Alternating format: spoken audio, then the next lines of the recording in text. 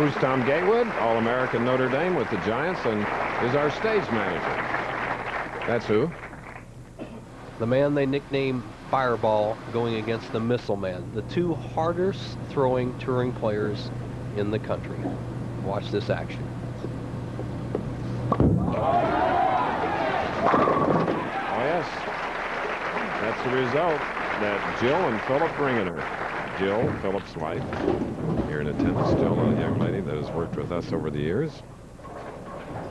And here he is. 245, 10 strikes.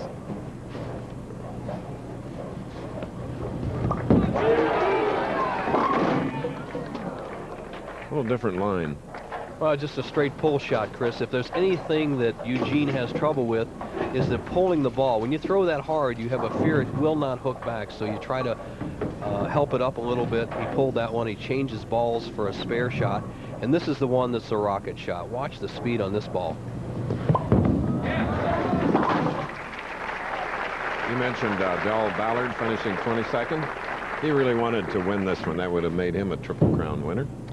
Well, Dell's been fighting a little bit of a slump. He bowled very good at times during the tournament, and he figured out his game that he's been trying to spin the ball too much, and he will be back. He's one of the great ones. Now McCune up on the left-hand lane. This is the lane he has to watch out for.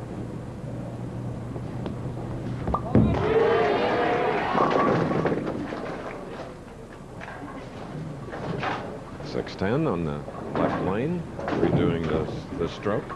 As we bowl along here, they practice an hour before the championship round. We've had about 25 minutes of bowling on the championship pair. The left lane is hooking a little bit more than expected by McCune.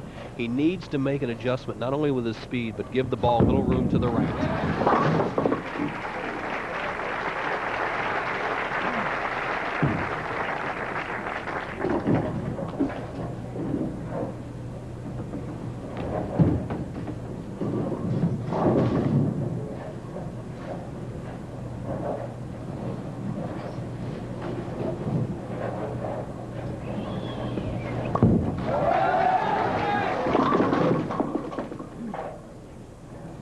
Leaving a 3-6-10 on the right lane.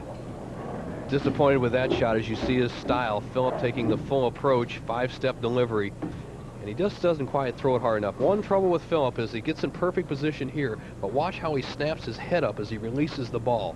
You see his head pull off the target. He needs to work on that a little bit. However, with a spare here, he'll be leading through 2 frames.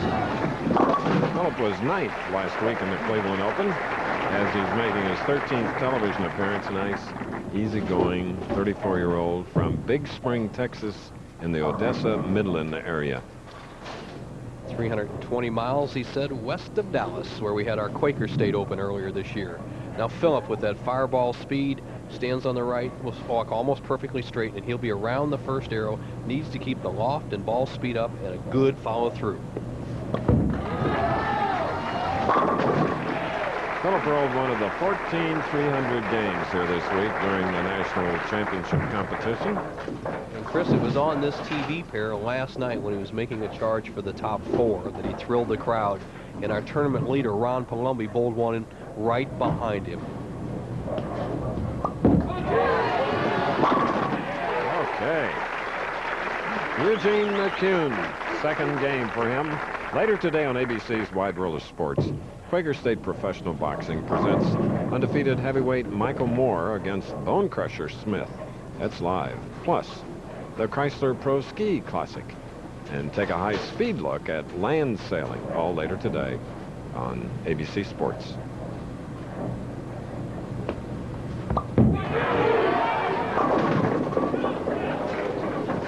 And a split. Eugene McCune struggling on the left-hand lane after being successful his first 3 times in the first game is now in trouble. Needs to get the ball to the right of the 6 pin, slide it into the 7.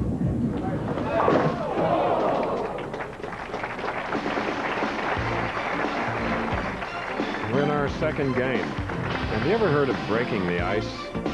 As you can see, Toledo's Maumee River is very icy.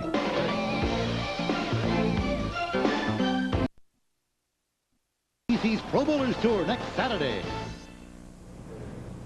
flagship City Open, Erie, Pennsylvania, hometown of not only Ron Plumby, who you'll see in the next game, but Bob Learn Jr., whom you saw last week in our telecast. From Big Spring, Texas now, Ringener leading by 14.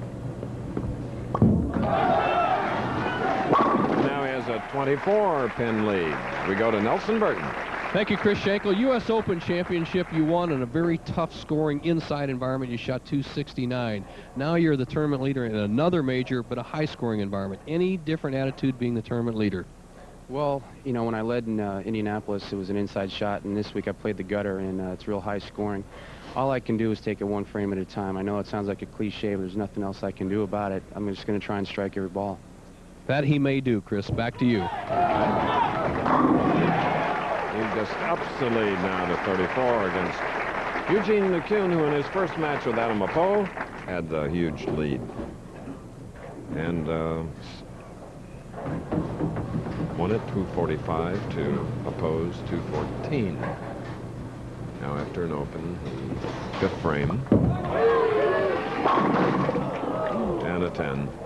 Chris, he broke a pin. I'll tell you that right now. You can hear it up here. He broke a pin, and there's 20 pins in every rack. Usually you have 21 for the championship round, so that we don't have any delays. And what a broken pin does is does not give you the pin action if it's up among the front row pins later on. So we'll watch for that unless somebody pulls it out.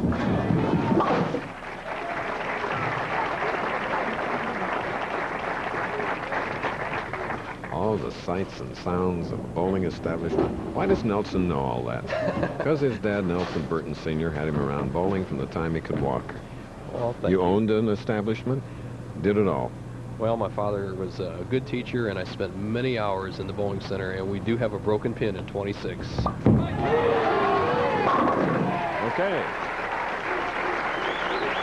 Now, you'll really impress me if you tell me which pin it was from here.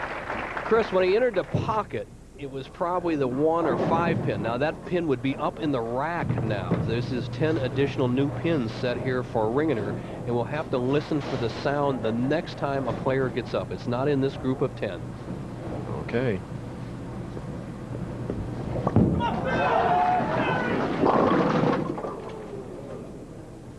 Didn't like the way he stuck at the line, leaving the pocket. Ringener with a pretty smooth stroke here. He expected this ball to swing back from the outside edge board, and it didn't quite do that. When they shot the big scores last night, he could get a strike on that wide shot.